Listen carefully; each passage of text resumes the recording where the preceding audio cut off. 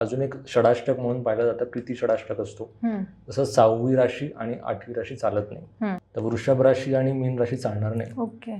आता 6 आणि 8 का घेतात? जसं कुंडलीमध्ये आपण मगाशी चर्चा करत होतो, 6वं घर 8वं घर.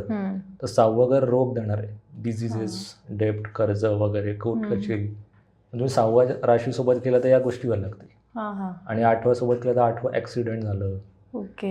किंवा असं एकदम सडन इव्हेंट व्हायला लागतात. म्हणून 6वी आणि 8वी राशी चालत नाही. आता मी सगळ्यांना सांगून ठेवतो की प्रत्येक राशीचे मृत्यू षडाष्टक कोणते कोणते.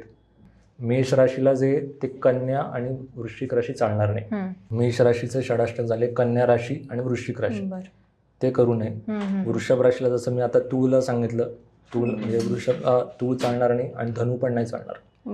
नंतर पुढे ते मिथुन राशी. मिथुन राशीमध्ये आले वृश्चिक आणि मकर, हे 2 राशी टाळायचे. आता पुढे येईल आता कर्क राशी. कर्क राशीमध्ये आले धनु आणि कुंभ, हे चालणार नाही.